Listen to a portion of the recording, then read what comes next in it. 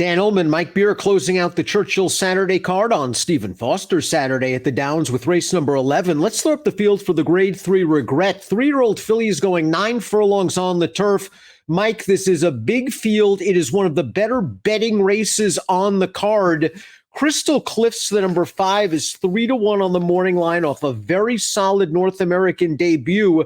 Micheline at 8-1 on the morning line. She just won a stakes race and is graded placed. Something tells me Micheline is going to take a lot of money off that 8-1 morning line.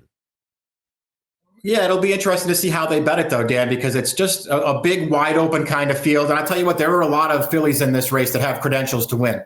So it'll be interesting to see how they bet it. No doubt about it. Oh, I think it's going to be a very interesting betting race, a good betting race to be sure. Also interesting from a pace perspective as we take a look at the Timeform US pace projector. Not surprising that in a big field like this, we're expecting a red bar fast pace scenario. The To His Glory came from off the pace last time out, but she certainly has some early speed. Eve of War, similar situation. Off the pace last time out, showed speed 2 starts back. I think the 4 In Good Spirits has got to go, Mike. I think she's the leader. Yeah, that's kind of how I looked at it, too. I mean, that seems to be her running style. I mean, it's not like in any of her 3 turf races, she was on the lead in all of them. It's not like they were fast paces, but it just feels like that's her preferred running style. Now, a horse that would benefit from a fast and lively pace up front is the number 1 Dominga. Now, she won 2 starts back at the fairgrounds. The pace wasn't fast at all. They went a half mile and 50 and change going a mile. She was last after 3/4 of a mile, and she came rolling down the stretch to win last time out. And she just didn't have a trip last time out in the TEP, and she couldn't show what she could do. Yeah, that's true enough. I mean, she is going to need a better trip in this race. That's certainly true. So we'll see if she can get one. But overall, her turf form is actually very good. And you know what? It's funny because her race 2 starts back, there was no pace in that race. She looked very green in that race still, but managed to overcome everything to win last time. You know, you can't say that she was going to win that race. Dan was sharing in there, but she did not get clear in the stretch, and she was going to be a lot closer at the end. Interesting, the To His Glory was dangled for a $50,000 tag last time out. This is a filly that was graded stakes placed as a 2-year-old on dirt. That was her turf debut. She was able to win it. She's now going first off the claim for Joe Sharp. She'll have to build off of that performance. I think there's a little bit of limited upside there after 10 lifetime starts, but the turf did seem to wake her up, as did the class drop.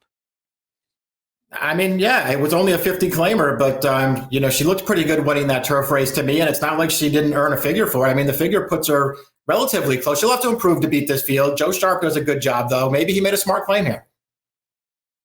I think Stunning Sky, the 3, is a sleeper. I'm not sure you're going to get the 20-1, but you're going to get a good price. She is a filly that could use some pace up front. She's a 1-run closer. She didn't really get that pace in the Honey Rider. It was sort of a moderate pace up front. Micheline made an early move to get into contention on the backstretch and on the turn. Stunning Sky made a late bid to run 3rd. I think she gets a better setup here. I think she could crack the board at a nice price. Yeah, I agree with that. In a lot of ways, if there is indeed a fast pace, like the pace projector is anticipating, it might help Stunning Sky more than anybody else. I actually like all of her turf races, Dan. I think she is a sleeper in this race. Somewhere I would use her somewhere. In Good Spirits won her first 2 turf starts. She was tested for class last time out in the Tepin. And listen, it was her first start off a layoff. She had every right to get tired against horses like Sharing in that race. And she tried very hard. She took them down to inside the 16th pole before getting late. The problem is there might be some horses that push her early, and I'm a little concerned about the 1 1/8 with her. I'm concerned about that as well. I don't think a faster pace will do her any favors at all. Not that she ran poorly last time either. It was a pretty tough field, probably tougher than this one, as a matter of fact. And she did improve again to run an 82 by her, but she was basically loose on the lead up the backstretch, Dan, and she was really no match for that field.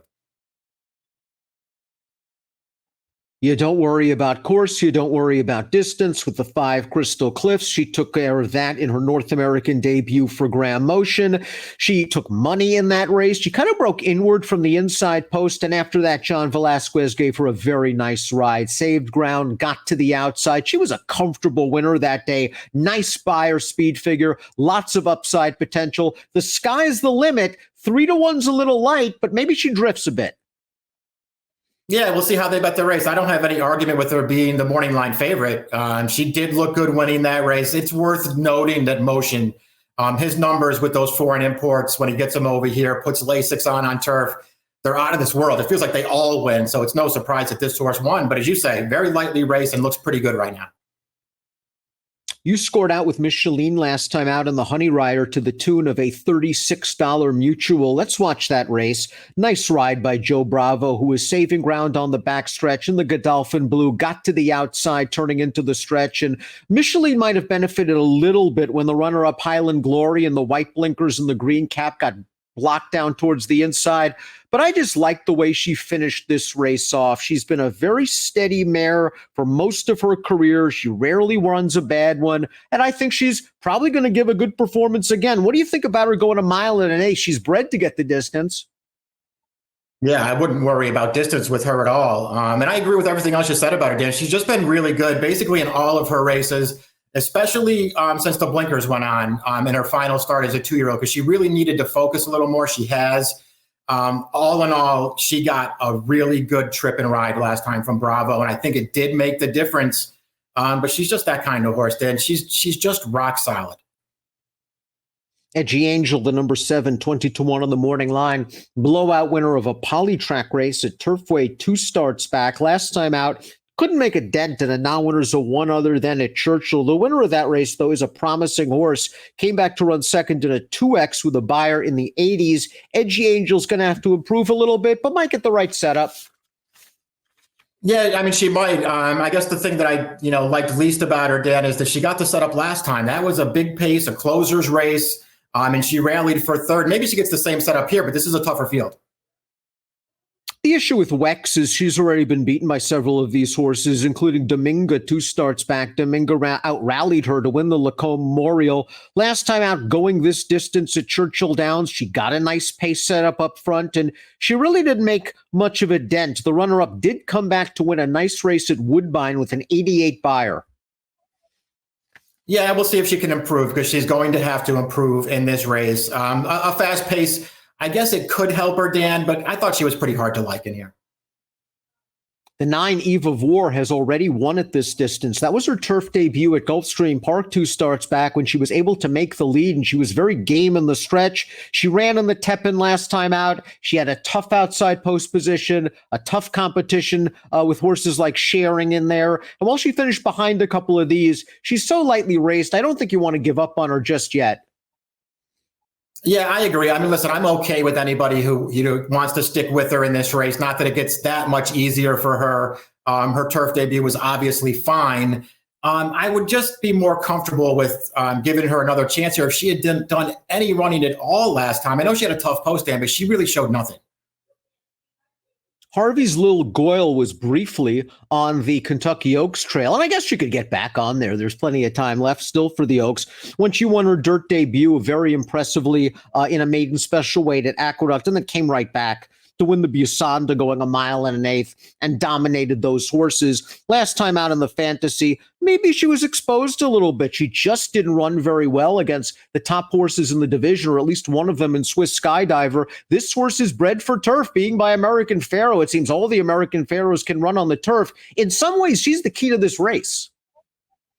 Yeah, in some ways, I think you're right about that. We'll see what kind of price she is, Dan. I won't sit here and suggest I would take a short price on her. But I have no problem with them coming back to turf with her in this race. Her career debut, it may not look like much on paper, but she actually showed some real potential in that race. She did not have a very good trip. She was still very green, but she actually showed that she could run in that race. And coming back to turf, I don't think works against her that much. Nice effort by Wittes last time out to finish second to Crystal Cliffs. I thought that Crystal Cliffs was just a little bit better than her on the day. However, solid enough second for Wittes. Buyers going the right way, might get the right pace set up. I mean, there are things to like about her. She's run basically fine in all of her turf races. She's right there just about every single time, and she'll probably be a price in this race. I have no argument with this horse.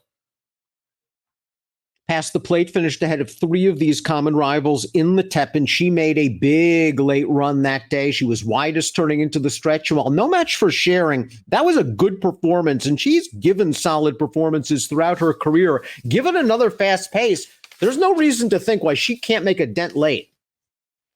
I can see her running late in this race too. The one little drawback to her, for me anyway, Dan, was in that Tepin, she was one of the horses off the pace who got a very clean trip on the outside, and there were some others who were down towards the inside who got stopped a little bit. I thought she took advantage a little bit.